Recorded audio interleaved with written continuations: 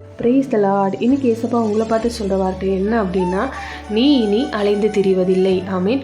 உங்கள் வாழ்க்கையில் சில குறிப்பிட்ட காரியங்களுக்காக அலைஞ்சி சோர்ந்து போயிட்டீங்களா? நிலையாக ஒரு இடத்துல இருக்க முடியல, ஒரே இடத்துல வேலை அமைய மாட்டேங்குது, அலைஞ்சு ரொம்ப கஷ்டமாக இருக்குது, குடும்பமாக ஒரு இடத்துல ஒன்றா சேர்ந்து வாழ முடியாமல் வாழ்க்கையே ஒரே அலைச்சலாக இருக்குது, ஒரு நிலையான இடத்துல சந்தோஷமாக வாழ முடியலைன்னு சொல்லி கவலைப்பட்டுட்டு இருக்கீங்களா?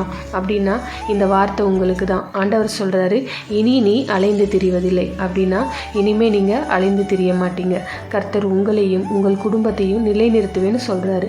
ஒரே இடத்துல நிலையாக வைப்பேன்னு சொல்கிறாரு. உங்கள் குடும்பத்தை நிலையாக ஒரே இடத்துல வைப்பார். உங்கள் ஊழியத்தை ஒரே இடத்துல நிலைநிறுத்துவார். உங்கள் வேலையை ஒரே இடத்துல அமைச்சு தருவார். அதனால் எதை நினச்சுமே கவலைப்படாதீங்க. ஆண்டவர் நிச்சயமாக சொன்ன மாதிரியே உங்களை நிலையான இடத்துல வைப்பார். இது வரைக்கும் உங்கள் வாழ்க்கை ஒரே அலைச்சலாக இருந்திருக்கலாம், ஆனால் இனிமேலாம் அப்படி இருக்காது.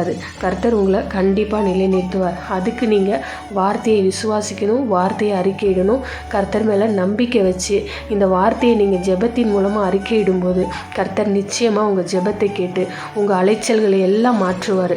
நிலையான இடத்துல உங்களையும் உங்கள் குடும்பத்தையும் நிலைநிறுத்துவார். ஆமென். God bless you.